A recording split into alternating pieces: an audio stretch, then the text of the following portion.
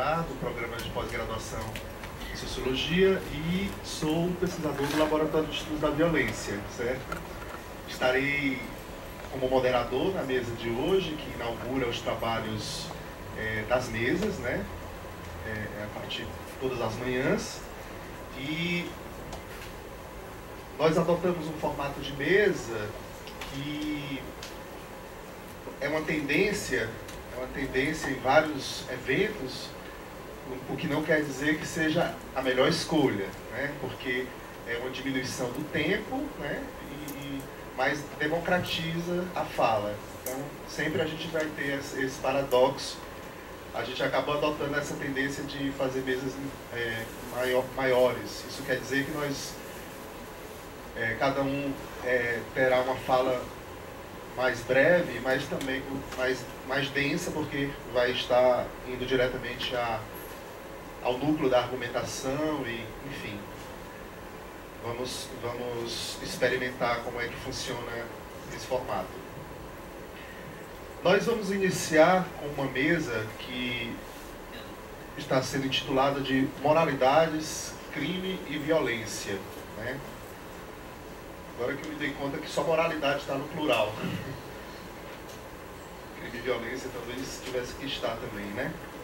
Essa mesa é uma mesa importantíssima por vários motivos.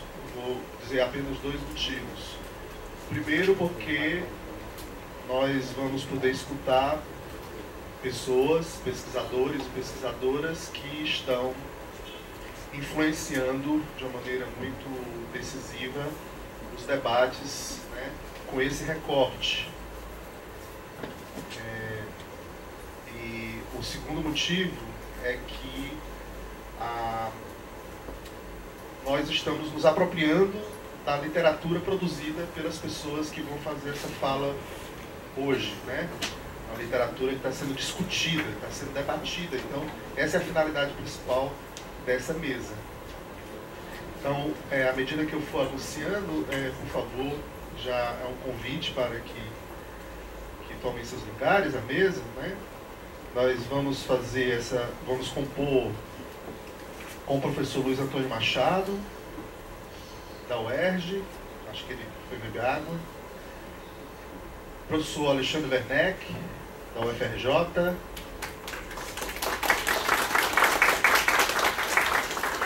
Professor Henrique Carneiro, da Universidade Federal de Pernambuco. Acho que o Henrique não chegou ainda. Professor Teófilo Rifiotes, da Universidade Federal de Santa Catarina. E professora Carli Machado, da Universidade Federal Rural do Rio de Janeiro.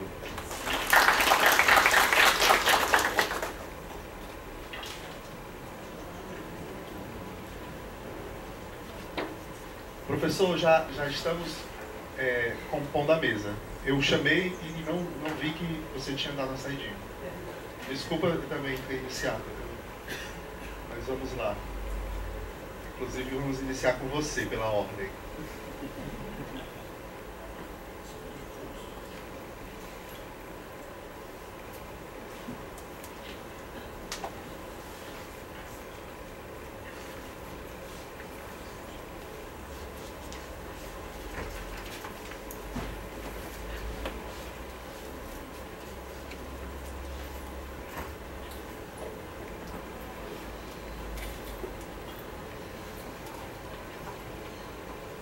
Então, vamos então diretamente para a questão de economia do tempo. A gente passar a palavra para o professor Luiz Antônio Machado. O tempo é um pouco exíguo, mas vamos fazer aqui a gestão coletiva aqui do tempo, eu acho que dará certo.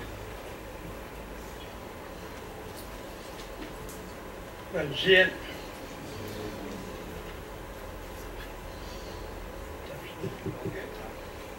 Bom dia. Eu quero primeiro agradecer à organização do seminário o convite que eu recebi para fazer os comentários a seguir. Algumas das pessoas que estão aqui me conhecem e já sabem mais ou menos o tipo de trabalho que eu venho desenvolvendo já há bastante tempo. Outros não, e é mais para esses outros que eu pretendo falar nesse momento. Eu estou tentando, há muitos anos, fazer o tratamento das discussões sobre a polícia, sobre a segurança pública, de uma maneira geral, que evite o tratamento das relações sociais em termos de algumas perspectivas que são relevantes, interessantes, mas não são as de minha preferência. Vou citar muito rapidamente, a partir de palavras que são fundamentais nessas perspectivas, e agora sim,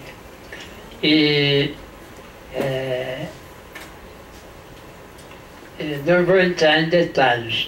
Uma delas que eu gostaria de me afastar é da perspectiva que trata os problemas da vida social a partir ou em torno de um conceito chave, que é o conceito de ideologia. Uma outra perspectiva um pouco mais atualizada, refinada, desse mesmo viés analítico, está no trabalho do Bourdieu com a ideia de violência simbólica e do jogo entre reconhecimento e desconhecimento. Uma terceira ideia tem a ver com a noção do Foucault de poder saber, que é uma noção que está relacionada com a ideia o conceito dele de episteme. Essas perspectivas são todas muito relevantes e têm dado muitos frutos, mas eu tenho tentado articular de uma maneira diferente os mesmos problemas que são tratados a partir dessa perspectiva. E para fazer isso, eu tenho tentado combinar uma perspectiva de natureza mais fenomenológica, para usar esse termo, e misturada com uma perspectiva pragmática, vamos dizer assim, para simplificar. E eu estou fazendo uma tentativa de misturar isso com uma perspectiva processual que não chega a ser propriamente histórica, cronológica, mas é, de uma certa maneira, histórica.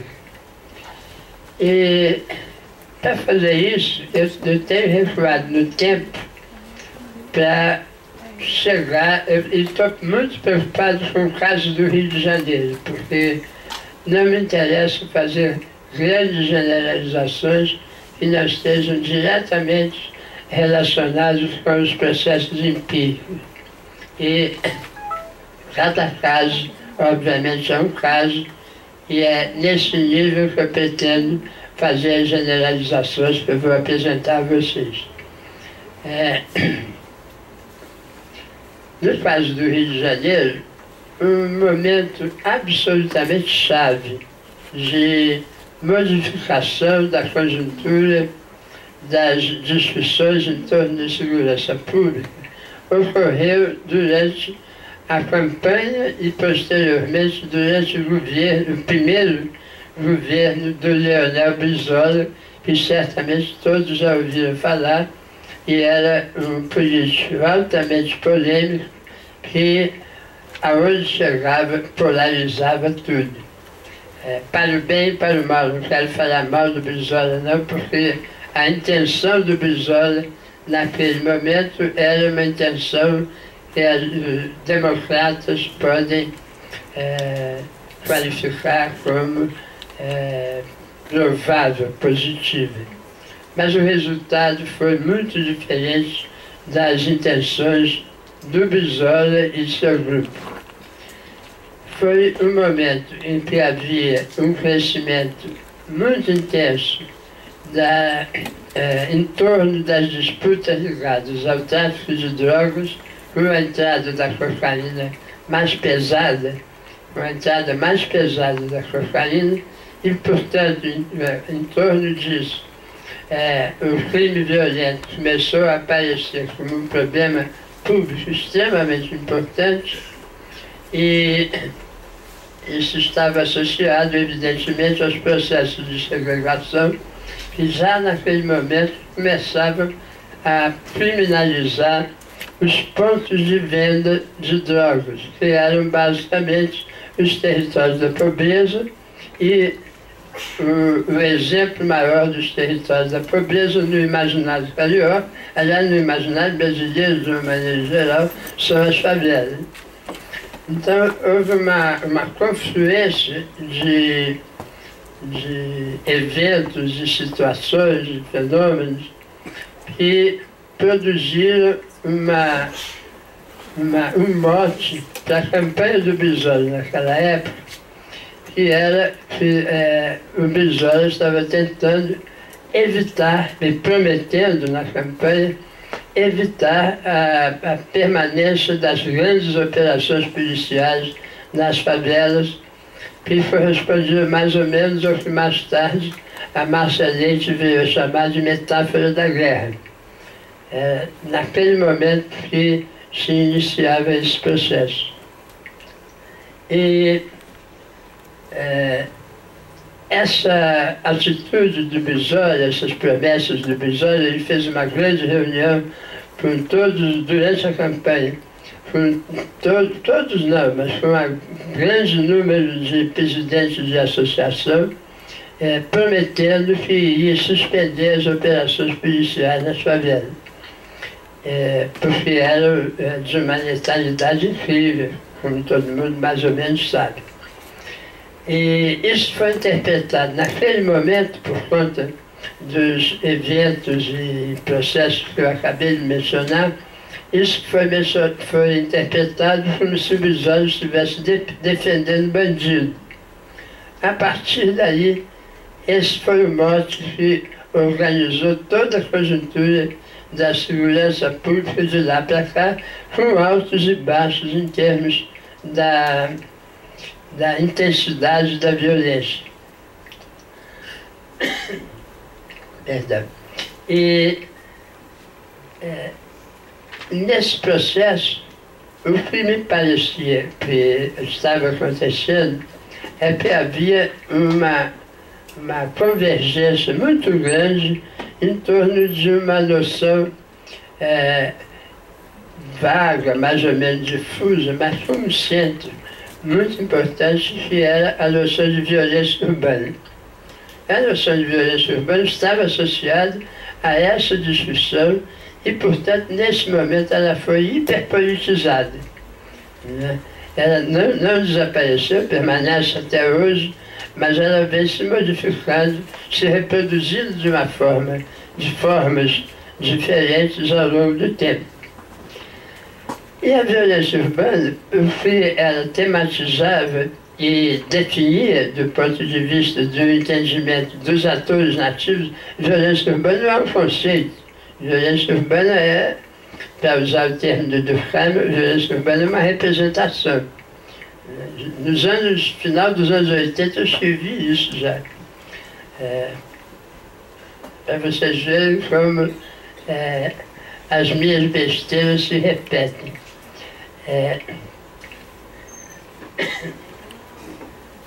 Então, a violência urbana tentava interpretar o que estava acontecendo. Era uma redefinição dos termos da convivência social naquele momento.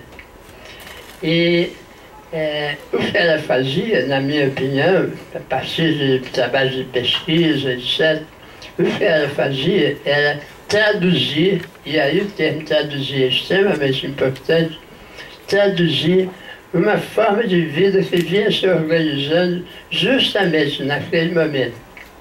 Então, essa forma de vida recebeu um nome e tornou-se um significante da tradução. E fazendo as características fundamentais dessa forma de vida. Certos personagens do mundo do crime passavam a, digamos assim, desmoralizar seu engajamento na vida social. Eles se engajavam na vida social, tem até nomes de gíria para isso, bicho louco, bicho doido, coisas desse tipo. Eles se engajavam na vida social de uma forma que era estritamente instrumental e em função de seus desejos, suas intenções, em última instância, suas pulsões, se a gente quiser.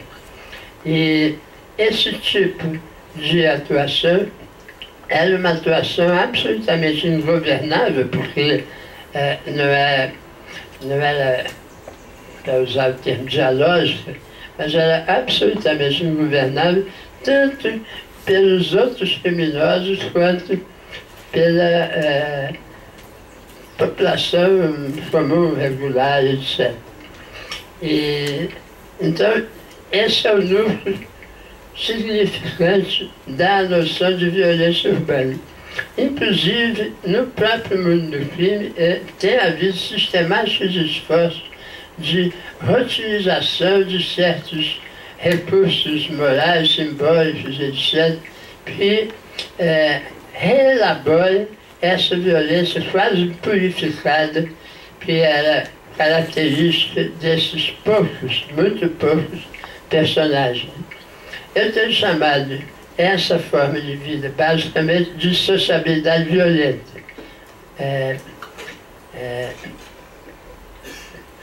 Então, se produziram duas ordens sociais em torno, de um lado, uma em torno da metáfora da guerra e da tradução de um significante que era a sociabilidade violenta. Certamente há relação entre as duas, mas são traduções umas das outras. E essas traduções, muitas vezes as traduções impedem a compreensão efetiva, adequada às situações e o engajamento respectivo da parte de quem faz as traduções. Portanto, há uma compreensão radical, fundamental e absoluta, eu não diria, mas muito radicalizada na compreensão. Esse é o quadro de referência que eu acho que vem se repetindo ao longo das últimas 3 décadas, mais ou menos. Esse quadro de referência tem tido muitas oscilações, tanto do ponto de vista da expansão dos, vamos chamar assim, portadores da sociabilidade violenta, isto é, do aumento do seu número, que oscila ao longo do tempo, quanto do desenvolvimento da metáfora da guerra em vários momentos das variações, que é afetada pelos vários momentos das variações dos governos. Eu acho que esse é um quadro de referência que permite a gente pensar de uma forma articulada, mas não como repetição, de uma forma articulada, essa fragmentação fundamental do plano intercomunicacional que caracteriza a convivência cotidiana. Como a comunicação ocorre pela via de tradução, essa comunicação termina sendo incomunicabilidade, no sentido mais profundo do termo.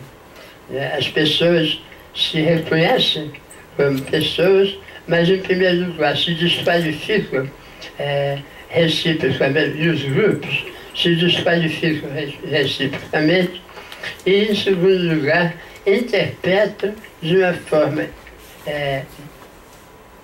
do ponto de vista do outro, de uma forma distorcida, o que o outro faz.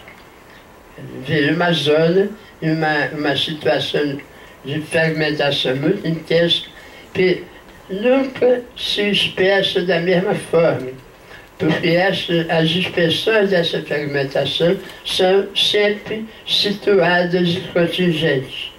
Então, o que eu falei aqui, eu já estou terminando, o que eu falei aqui foi uma tentativa de articulação de uma visão de conjunto, mas uma visão de conjunto não significa uma tentativa de produção de uma unificação da convivência social, mas pelo contrário, essa visão de conjunto leva a se refletir sobre a vida social em termos de sua profunda fragmentação e diferenciação local.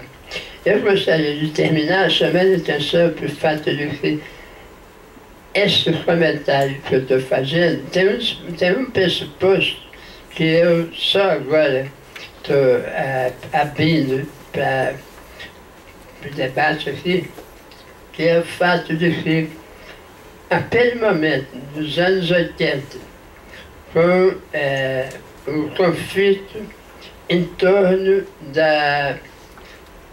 do projeto de atuação do Leonel Brizola e seu grupo, aquele momento foi crucial para, eu perdi o que eu ia dizer, foi crucial para alguma coisa. Aquele momento foi crucial para que se compreendesse que isso que eu acabei de discutir era uma redução do tipo tradicional de divergência social, de conflito social, que vinha articulando o sistema de dominação em torno de uma discussão sobre os direitos. O que ocorre nesse período é que a discussão sobre os direitos está presente, mas ela começa a se especificar e destacar um plano da vida social que é a vida cotidiana. E as discussões passaram a ser discussões focalizadas não mais em termos dos antigos debates sobre direitos sociais, que estava encravado numa discussão de classe, uma discussão de classe do ponto de vista dos próprios atores, não como a classe como conceito. Essa discussão passou a ser reduzida para o plano das relações interpessoais ligadas à continuidade das rotinas cotidianas da população da cidade. Isso é muito importante chamar a atenção para esse pressuposto, porque obviamente ele precisa ser elaborado, eu não posso fazer isso aqui, mas ele é fundamental para a gente entender que a relação entre a violência urbana e a sociabilidade violenta tematiza do ponto de vista dos moradores, da população atuante, tematiza particularmente um aspecto da discussão sobre direito, que é a manutenção da ordem pública cotidiana. Essa mudança, que é típica, na minha opinião, e está marcadamente uma mudança que ocorreu a partir dos anos 80, é absolutamente fundamental para a gente entender esses desencontros, essa fragmentação que eu comentei aqui no primeiro momento do que eu falei. Eu agradeço a atenção de vocês e fico aberto para elaborar um pouco mais na medida das questões que vierem a ocorrer. Obrigado.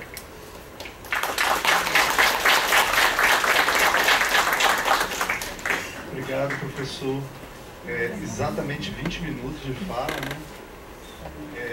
E agora que a gente percebeu que, infelizmente, fomos desfalcados, um dos nossos convidados não pôde vir, né, o professor Henrique Carneiro, do Federal de Pernambuco, significa então que nós temos mais 5 minutos.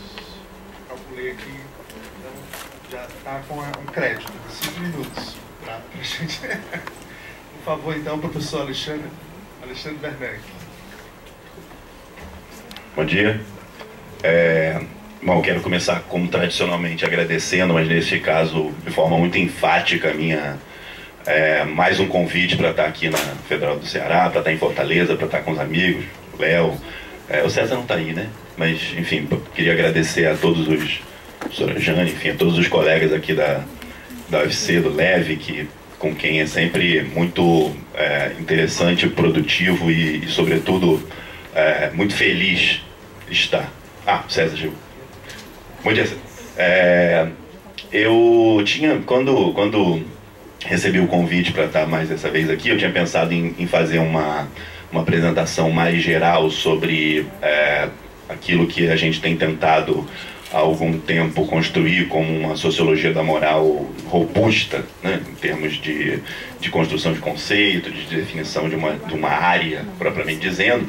O Léo aqui presente tem sido um parceiro nesse sentido, né, de construir ao longo desses anos, até na Unbox, né, em que temos nos encontrado com alguma frequência, a partir sobretudo da experiência do GT, de Sociologia e Antropologia da Moral, que eu venho coordenando primeiro com a parceria do Luiz Roberto Cardoso de Oliveira e depois com a professora Patrícia Schuch, da Federal do Rio Grande do Sul.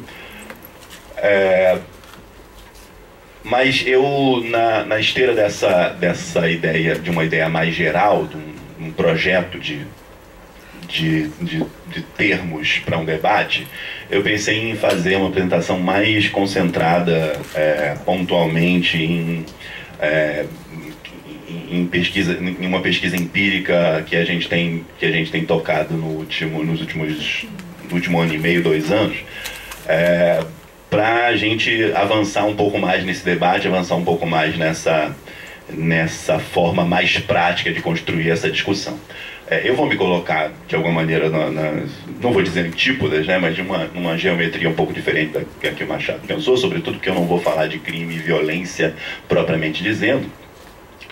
Eu vou apresentar alguns apontamentos iniciais de uma pesquisa sobre um tema que pode parecer um pouco distanciado dessa discussão, mas que foi originado nas discussões que a gente tem feito no sentido mais amplo dessa tentativa de construir uma sociologia da moral a respeito de dispositivos morais, ou seja, de pequenos aparatos construídos pelos próprios atores ou pelas próprias formas de ordenamento para operacionalizar aquilo que a gente tem considerado o núcleo de uma discussão sobre moralidade, que são as formas de direcionamento do bem. Notadamente, aquilo que nos mobilizou depois que a gente terminou a tese, o pós-doc, etc., foi pensar dispositivos morais ligados à crítica, ligados à forma como os atores podem mobilizar formas críticas, que, no sentido de uma discussão que a gente fez já anteriormente, podem chegar às vias de fato de se tornar acusações, né, com simplificações de contextos morais, mas nos últimos tempos a gente vinha se enfim, o pessoal da Anquivu, que tem trabalhado comigo mais diretamente nessa discussão, a gente vinha se voltando notadamente para um tipo de forma de mobilização da crítica, que é aquela que, considerando o ponto de referência com que a gente vem trabalhado, que é a discussão dos pragmatistas franceses, que se afastava operacionalmente daquilo que se convencionou chamar de momento crítico, ou seja, um certo ponto do espaço e do tempo em que a rotina se paralisa para que uma crítica seja operacionalizada, ou seja, que algum discurso a respeito, discurso que evidentemente não precisa ser puramente falado, né, envolve uma série de outros dispositivos, não precisam ser apenas dispositivos linguageiros, em que a rotina, o tempo, né, a vida cotidiana se paralisa para que uma apresentação de uma negatividade moral seja apresentada. Esses momentos são potencialmente momentos de conflito, e nesse sentido que a gente está começando a apresentar a discussão, eles são potencialmente momentos de conflito porque, bom, críticas podem ser recebidas como acusações, portanto podem instaurar momentos de discordância a respeito de princípios morais que geram problemáticas mais. Mas a gente estava tentando dar conta de uma outra dimensão, porque ela é bastante estabelecida, bastante óbvia, né, bastante clara. A gente estava tentando pensar momentos, situações, e no sentido mais estrito, dispositivos que permitiam com que críticas fossem operacionalizadas, fossem feitas, sem que se parasse propriamente a rotina, ou seja, mais especificamente, sem que se estabelecesse um momento lógico em que uma crítica tem que ser apresentada e justificada, pensada por meio de argumentos racionais, pensada por meio da sua validade, da sua justificação, da sua legitimidade, no sentido mais específico que a gente tem tratado, sua efetividade.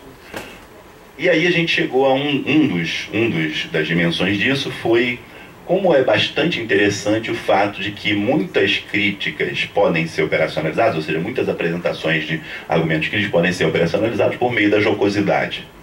Como em determinados momentos é possível lançar uma frase irônica, uma piada, uma frase sutil, etc., em que uma crítica é apresentada sem que isso pare o momento para se tornar uma avaliação. E a gente está fazendo uma série de pesquisas nesse sentido, algumas etnografias de ruas, etnografias de um camelódromo lá no centro do Rio de Janeiro, de ruas de pedestre com comércio ambulante, algumas etnografias, essas pessoas gostam muito, o Machado particularmente já manifestou isso por ter sido lembrado do trabalho anterior dele. A gente tem feito umas etnografias de mesas de bar, também as observações em que evidentemente os pesquisadores bebem, né? Então isso é sempre muito complexo do ponto de vista metodológico. A gente tem orientado os meninos a beber menos, na verdade.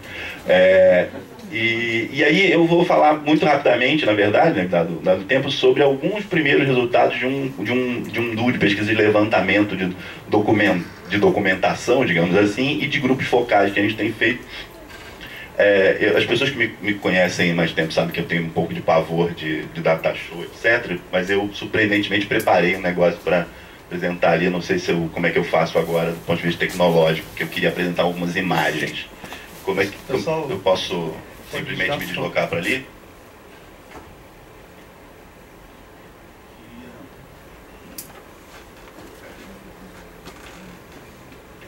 Acho que todo mundo me escuta, né? Acho que não preciso. Tudo bem? Você de alto-falante, não? De microfone, não, né?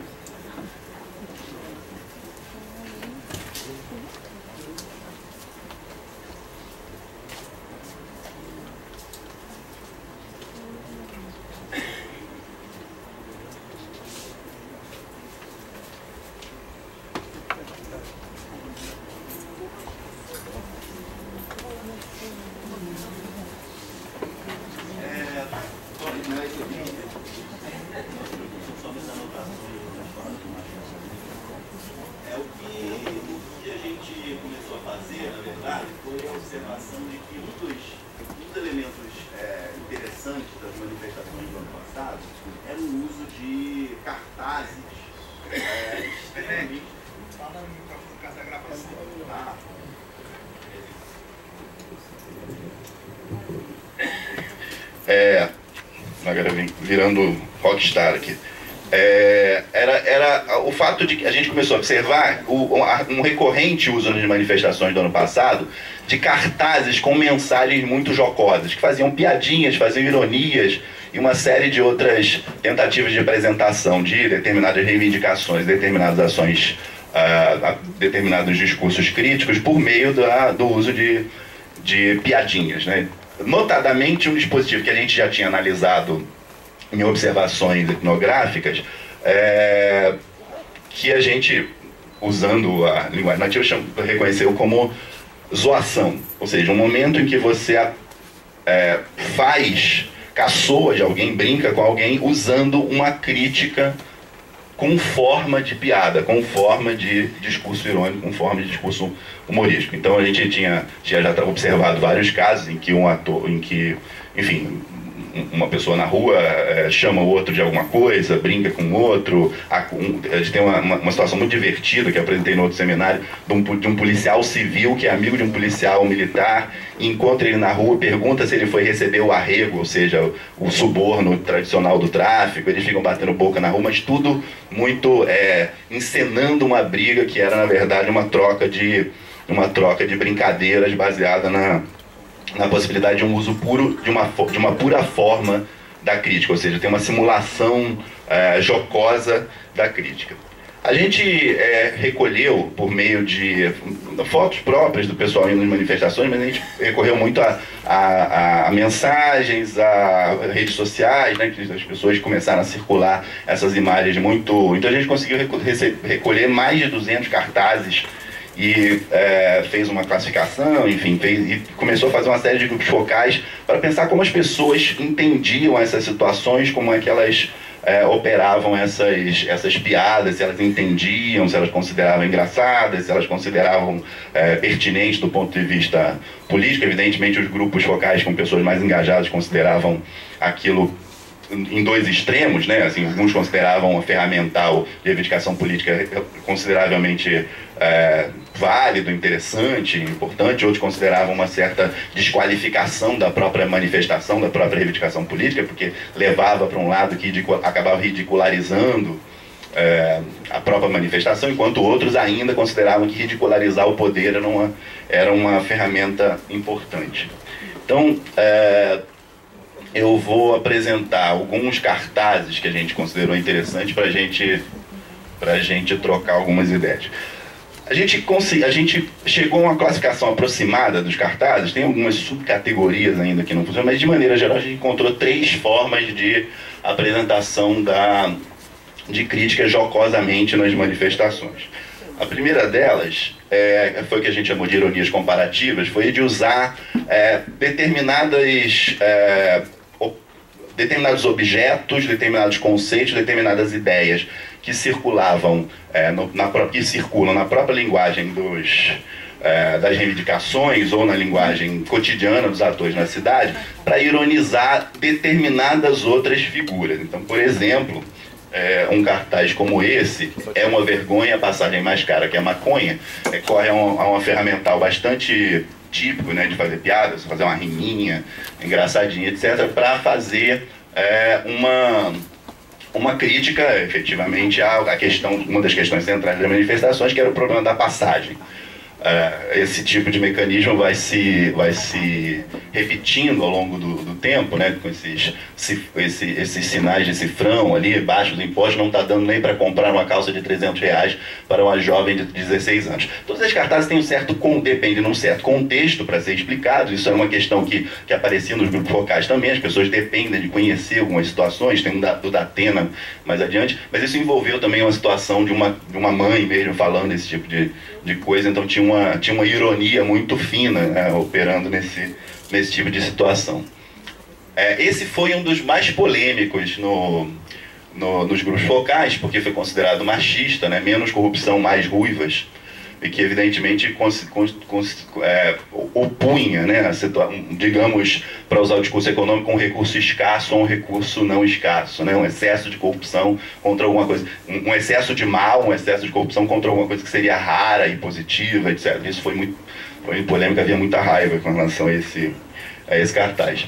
Essa primeira categoria é enormemente recorrente, as pessoas costumam operacionalizar intensamente, e uma dos pontos-chave dela, como eu tinha dito antes, é a possibilidade de você construir um contexto comum de quadros de referência morais para validar uma narrativa jocosa, ou seja, você ser capaz de fazer com que os outros entendam a sua piada por meio de uma partilha do mesmo quadro de referência moral. É preciso construir a corrupção como algo negativo, o recurso escasso como algo positivo, é preciso que o outro... Então, todo esse mecanismo dependia de, digamos, 3 formas de compreensão né, dependia de uma forma, de uma possibilidade de reconhecimento do contexto, ou seja, você é capaz de entender a piada cognitivamente, minimamente, eu sei o que ele está falando. Uma outra possibilidade de compreensão, que é essa de você compartilhar a graça para piadas funcionar, né, e portanto a crítica ser efetivamente passada. As pessoas precisam também considerar engraçado. Isso era um grande problema, né, porque, como eu disse, envolvia essa problemática de alguns militantes, algumas pessoas acharem desrespeitoso com a própria fenomenologia da manifestação, e uma terceira compreensão, que é essa da partilha do quadro de referência moral, essa possibilidade de eu entender que aquilo me toca comumente como um problema. A segunda categoria que a gente acabou encontrando foi foi um pouco partilhada, porque alguns cartazes sobrepunham essas duas dimensões. Primeiro, em segundo lugar, isso que a gente está chamando de manifestismo, que foi um elemento importante, inclusive, das manifestações, que é essa ênfase na liberdade de manifestação, na necessidade de possibilidade de se apresentar num ambiente democrático, etc., que foi muito central naquele momento. E um certo niilismo com relação à política que desconsiderava uma série de possibilidades de solução do problema. Então apareciam coisas como muito motivo, não cabe aqui. Tinha um outro que era tô tão puto que fiz um cartaz. Uma série de cartazes bastante recorrentes que apresentavam essa ideia de que vale o cartaz per se, porque o importante é a possibilidade de se manifestar e a possibilidade de chamar a atenção para essa impossibilidade do Brasil, essa impossibilidade do ambiente político, essa possibilidade que acaba aparecendo em cartazes como esse, né? Deseja formatar o Brasil, sim ou não, tem que começar do zero, a situação é impossível, etc. Ou ainda esse, o povo unido é gente pra caralho, que é um recurso bastante recorrente, você poder pegar uma frase tradicional, né, o povo unido jamais será vencido, e reestruturar como forma de humor para apresentar a crítica, para chamar a atenção, para apontar luzes para essa possibilidade de crítica. A terceira categoria, a que a gente gosta mais, né, são as possibilidades de zoar o poder, de fight the man, né, fight the power. Como você pode construir uma negativização moral do oponente por meio dessa ridicularização desses que ocupam o poder, né? Então, essa é efetivamente a mais tradicional forma, né, de manifestação usando humor, e que aqui aparece de forma bastante rica. Tem até que colocou mais cartazes aqui para... Como é que está o tempo aí? 10 minutos? Tenho 10 minutos? Nossa, achei que tivesse bem menos. A gente encontrou, então, muito mais recorrência desse caso, por isso mesmo eu vou apresentar uns casos a mais e vou me deter um pouco mais diante deles. Esse tinha várias formas, né? Assim, a ideia de brincar com o Feliciano me dá um atestado que hoje eu acordei meio viado. Tinha várias do Feliciano. As pessoas criaram, inclusive, uma dualidade do nome do Feliciano com um negócio de computador. Então tinha vários cartazes com imagens de fail, né? de falha, né? Então, tinha um Feliciano, e várias brincavam com essa coisa de o Feliciano estar ocupando o lugar na Comissão de Direitos Humanos, dele ter um discurso homofóbico, etc. E esse cartaz é particularmente interessante porque ele parece um cartaz de oferta de supermercado, então a gente gostou muito, assim. Tem umas correções nele também, que ele me dá ali com colado em cima, né, o meio colado, parece que tem uma liquidação, né, que o cara trocou o preço original. Tem uma estética desse cartaz bastante interessante. Esse é certamente um dos que mais fez as pessoas dos grupos locais rirem. Eu não sei se todo mundo aqui reconhece o contexto, mas tem uma foto da dupla Bruno e Marrone ali no canto, que cantam aquela música, seu guarda, eu não sou delinquente, eu sou um cara carente, eu dormi na praça. E tem uma frase da música, seu guarda seja meu amigo. Está aqui, né, reproduzida com um deslocamento de sentido, porque afinal de contas os guardas, os policiais, né, brigavam com os manifestantes. E esse tipo de operação em que se ironiza a ação da própria polícia foi extremamente recorrente. Tinha cartazes como legalize o vinagre, tinha uma série de operações e os policiais, e a polícia certamente foi uma das mais visadas. As pessoas realmente gostavam muito do Marrone ali aparecendo naquela capinha de disco no canto. Esse é paulista, notadamente, né? The Alckmin Dead é um dos mecanismos também mais eficientes no uso nas manifestações, que é, se você, hoje parece ser uma moda, inclusive, muito forte, se você quer zoar alguém, crie um trocadilho. Se você quiser que as pessoas que funcione, façam um trocadilho. Esse, particularmente, eu acredito que tenha sido Deus que organizou a história da humanidade para ser possível, né? Porque é tão absolutamente perfeito, né? O Alckmin dizer que ele está morto do ponto de vista político, ter um seriado chamado The Walking Dead, tudo é perfeito aqui, né? Quase como a Associação de Travestis de Salvador, né? Que se chama Atrás. É tão perfeito, assim, do ponto de vista formal. Parece que a linguagem foi toda organizada para isso funcionar.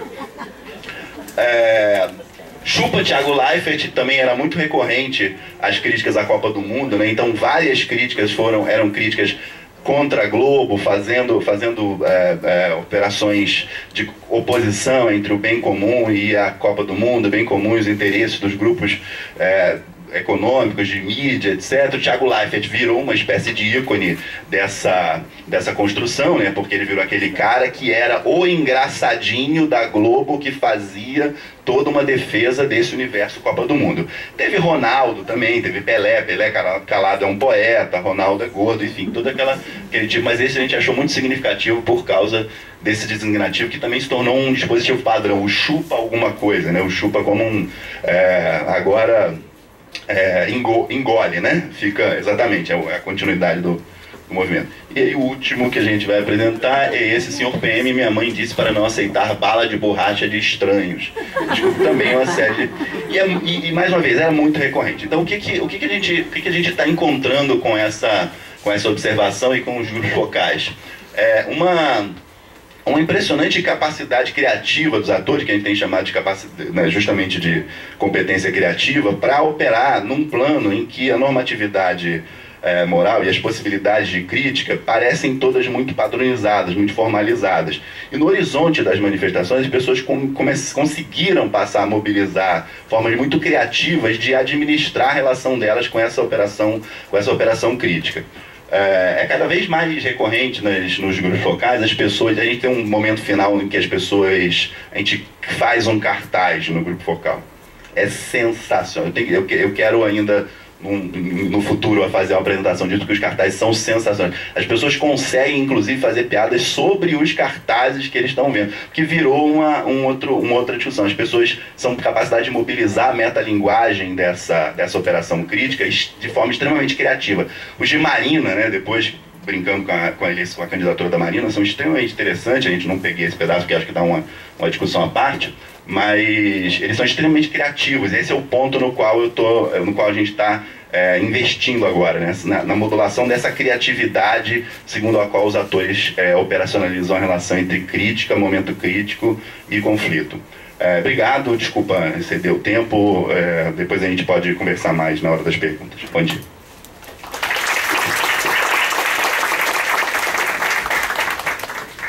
Obrigado, Alexandre.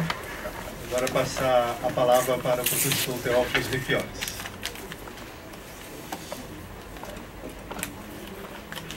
Bom dia a todos. Se ouvir. Oi, aconteceu alguma coisa no meio do caminho. Ok. Alô? Oi?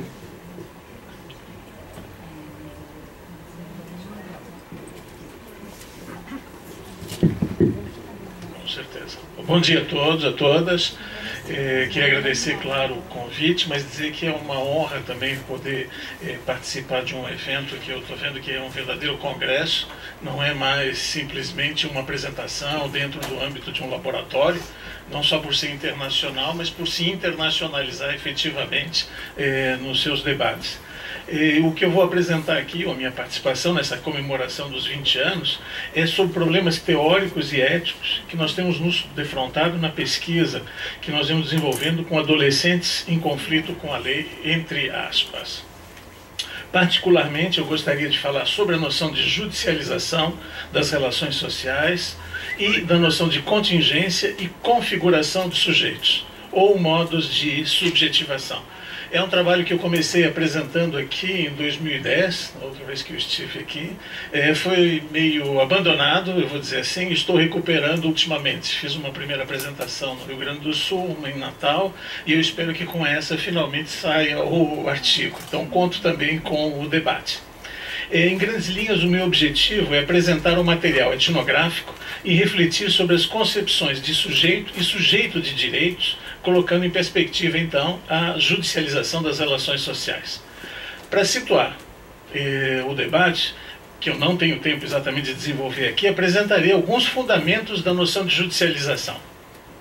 Em trabalhos anteriores, eu procurei mostrar que o cenário da judicialização é mais do que um simples contexto em que ocorrem condutas e circulam valores. De um modo geral, a judicialização das relações sociais e a sua centralidade no cenário político atual devem ser entendidas não como um simples contexto para a ação, em que se configuram formas específicas de atores, mas um contexto para outros contextos, em que emergem e são produzidos atores sociais e que são produzidos matrizes de inteligibilidade em e para esses próprios contextos. Assim, eu gostaria de sublinhar mais uma vez a necessidade de aprofundar em pesquisas empíricas a questão da judicialização, não apenas pela sua complexidade, mas porque ela é contingente e coloca em diálogo múltiplas perspectivas. Eu tomo aqui um debate, que eu não vou desenvolver aqui, com o Luiz Werneck Viana, enfim, que é das primeiras figuras a falar nisso no Brasil. Trago também nesse debate, o que eu acho que é importante é o cruzamento que eu estou fazendo com o sujeito. Vou começar então do ponto de vista mais empírico com um pequeno cenário que aconteceu no início desse ano na Comissão de Justiça do Senado, em que foi rejeitada a PEC 33/2012, que propunha a redução da maioridade penal. Por que eu começo assim? Se eu tivesse tempo para desenvolver, eu acho que valeria a pena continuar nesse viés, e convido para uma pesquisa empírica nesse sentido. É que, primeiro, ela foi rejeitada, e o embate que se deu foi extremamente forte nessa rejeição, mas mais do que isso, há um recurso agora, está correndo, e mais do que um recurso, o próprio presidente do Senado, à época, disse que iria voltar à discussão na Câmara, e garantiu que iria voltar. E quando ele garantiu que ia voltar, no dia em que ele foi procurado ou visitado por uma senhora, mãe de uma menina de 14 anos, que tinha sido assassinada por um jovem, seu namorado, de 17 anos, e completaria 18 no dia seguinte. Eu quero chamar o envolvimento aqui das questões morais, das questões éticas atravessadas pela política. Mas eu queria insistir mais numa outra ideia, que é o fato de que a questão penal torna-se recorrente no Brasil e que a maioridade penal é o seu ícone. Hoje pela manhã morreu o pivete do terror, eu soube pela televisão. E esse